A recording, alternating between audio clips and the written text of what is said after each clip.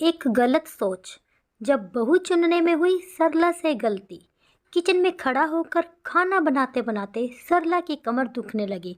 पर वे क्या करें, इतने मेहमान जो आ रहे हैं। बहू की पहली दिवाली है। कल तक उसे उपहार लेकर मायके जाना था, पर अचानक बहू की माँ का फ़ोन आ गया कि अमेरिका से उनका छोटा भाई और भाभी आए हुए हैं। वे शादी पर नहीं आ सके थे, इसलिए वे आप सबसे मिलना चाहते हैं। उन्हीं के साथ बहू के तीनों भाई व भाभियाँ भी अपने बच्चों के साथ आ रहे हैं। कुकर की सीटी बजते ही सरला ने गैस बंद कर दी और ड्राइंग रूम में आ गई। बहू आराम से बैठकर गिफ्ट पैक कर रही थी। अरे मम्मी देखो ना, मैं अपने भाई भाभीियों के लिए गिफ्ट लाई हूँ। बस पैक कर रही हूँ। आपको दिखाना चाहती थी पर जल्दी है, वे लोग आने वाले हैं इसलिए पैक कर दिए। बहू ने कुछ पैक किए गिफ्ट की तरफ इशारा करते हुए कहा। तभी सरला जी का बेटा घर में दाखिल हुआ और अपनी पत्नी से बोला, सिमी एक कप चाय बना लाओ, आज ऑफिस में काफ़ी थक गया हूँ। अरे आप देख नहीं रहे हैं कि मैं गिफ्ट पैक कर रही हूँ। माँ आप ही बना दीजिए ना चाय, मुझे अभी तैयार भी होना है। मेरी छोटी भाभी बहुत फैशनेबल है, मुझे उनकी टक्कर का तैयार होना है। इतना कहकर सिमी अपने गिफ्ट पैक करने में लग गई। शाम को सरला जी के ड्राइंग रूम में करीब 10-12 लोग बैठे हुए थे। उनमें बहू के तीनों भाई, उनकी बीवियां, बहू के मम्मी पापा, भाई के बच्चे और उन सब के बीच मेहमानों की तरह उनकी बहू सिमी बैठी थी। सरला ने इशारे से बहू को बुलाया और रसोई घर में ले जाकर कहा, सिमी सबके लिए चाय बना दे, तब तक मैं पकोड़े तल लेती हूँ। क्या मम्मी, मायके से परिवार के सारे लोग आए हैं और आप कह रही हैं कि मैं उनके साथ ना बैठकर यहाँ रसोई में काम करूँ? मैं तो कब से कह रही हूँ कि आप एक नौकर रख लो, पर आप हैं कि बस अब मुझसे कुछ मत करने को कहिए। मेरे घर वाले मुझसे मिलने आए हैं, अगर मैं यहाँ किचन में लगी रहूँगी तो उनके आने का क्या फ़ायदा। इतना कहकर सिमी किचन से बाहर निकल गई और सरला किचन में अकेली रह गई। उन्होंने शांत रहकर काम करना ही उचित समझा। सरला जी ने जैसे तैसे चाय और पकोड़े बनाकर बाहर रख दिए और वापस रसोई में खाना गर्म करने चली गई। बाहर से ठहाकों की आवाज़ें जब जब उनके कानों में पड़ती, उनका मन जल जाता। सरला के पति 1-2 बार किचन में आए, सिर्फ यह कहने के लिए कि कुछ रोटियों पर घी मत लगाना, सिमी की भाभी नहीं खाती, और खिलाने में जल्दी करो, बच्चों को भूख लगी है। सरला जी का खून तब और जल गया जब जाते जाते सिमी की मम्मी ने उनसे यह कहा, क्या बहन जी आप तो हमारे साथ जरा भी नहीं बैठी, कोई नाराज़गी है क्या? सबके जाने के बाद सिमी तो तुरंत सोने चली गई और वे रसोई संभालने में लग गई। अगले दिन सरला जी का मन हुआ कि वे पति और बेटे से बीती शाम की स्थिति पर चर्चा करें, पर दोनों ही जल्दी ऑफिस चले गए। 2 दिन बाद फिर सिमी की एक भाभी घर आ गई और उसको अपने साथ शॉपिंग पर ले गई। शादी के बाद से यह सिलसिला अनवरत चल रहा था। कभी किसी का जन्मदिन, कभी किसी की शादी की सालगिरह, कभी कुछ तो कभी कुछ। सिमी के घर वालों का काफ़ी आना जाना था, जिससे वे तंग आ चुकी थी। एक दिन मौका पाकर उन्होंने अपने पति से इस बारे में बात की। सुनो जी, सिमी न तो अपने घर की जिम्मेदारी संभालती है और ना ही समीर का ख्याल रखती है। मैं चाहती हूँ कि उसका अपने मायके आना जाना कम हो जाए। शादी को साल होने जा रहा है और बहू आज भी महीने में 7 दिन अपने मायके में रहती है और बाकी के दिन उसके घर का कोई ना कोई यहाँ आ जाता है। सारा सारा दिन फ़ोन पर कभी अपनी मम्मी से, कभी भाभी, तो कभी किसी सहेली से बात करती रहती है। देखो सरला, तुमको ही शौक था कि तुम्हारी बहू भरे पूरे परिवार की हो, दिखने में ऐश्वर्या राय हो। तुमने खुद ही तो सिमी को पसंद किया था। कितनी लड़कियां नापसंद करने के बाद अब तुम घर के मामलों में हम मर्दों को ना ही डालो तो अच्छा है। सरला जी सोचने लगी कि इनकी बात भी सही है। मैंने कम से कम 25 लड़कियों को देखने के बाद अपने बेटे के लिए सिमी को चुना था।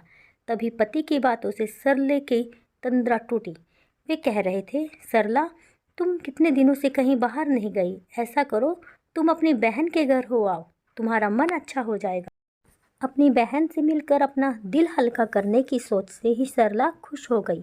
अगले दिन ही वे तैयार होकर अपनी बहन से मिलने चली गई, जो पास में ही रहती थी। पर बहन के घर पर ताला लगा देखकर उनका मन बुझ गया। तभी बहन की एक पड़ोसी ने उन्हें पहचान लिया। अरे बोली, अरे आप सरला जी हैं ना, विभा जी की बहन? जी हाँ, आपको पता है विभा कहाँ गई है? विभा जी पास के बाजार तक गई हैं। आप आइए ना। नहीं नहीं, मैं यहीं बैठकर इंतजार कर लेती हूँ, सरला ने संकोच से कहा। अरे नहीं सरला जी, आप अंदर आकर इंतजार कर लीजिए, वे आती ही होंगी। उनके बहुत आग्रह पर सरला जी उनके घर चली गई। आपकी तस्वीर मैंने विभा जी के घर पर देखी थी।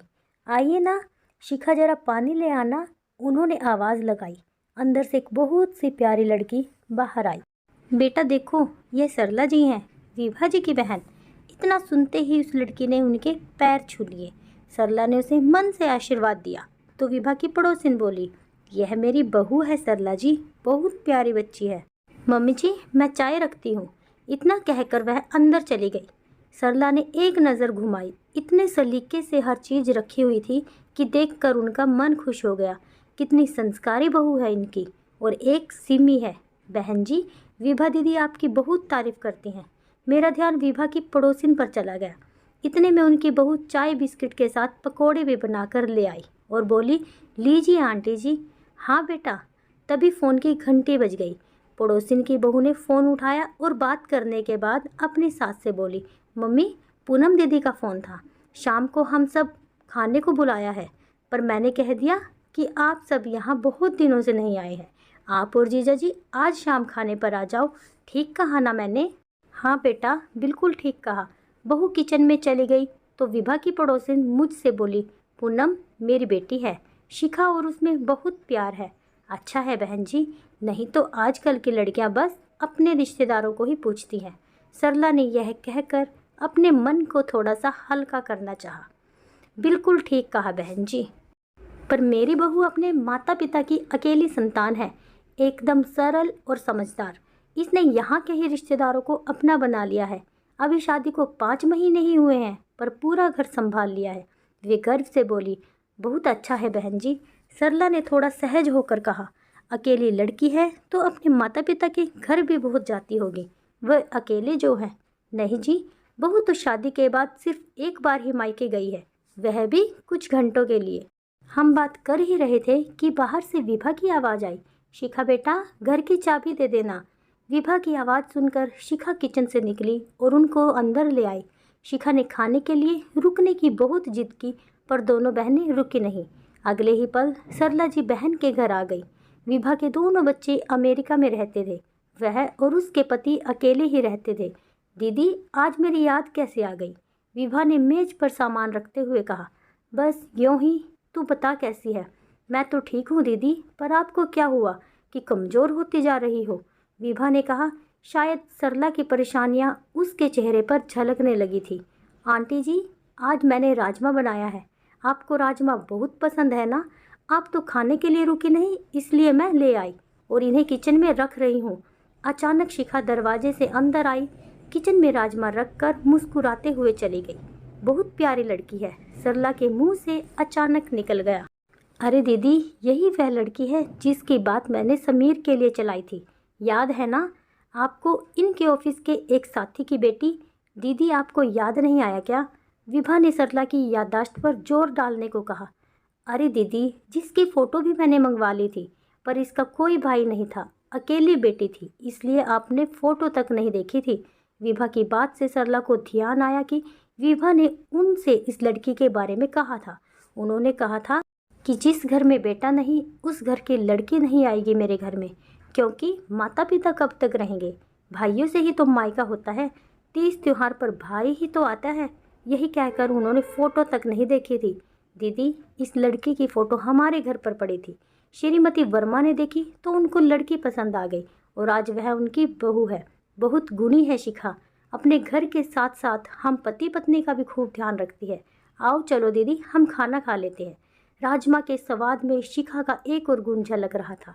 घर वापस आते समय सरला जी को अपनी गलती का एहसास हो रहा था कि लड़की के गुणों को अनदेखा करके उन्होंने भाई न होने के दकियानूसी विचार को आधार बनाकर शिखा की फ़ोटो तक देखना पसंद नहीं किया। इस एक चूक की सज़ा अब उन्हें ताउम्र भुगतनी होगी।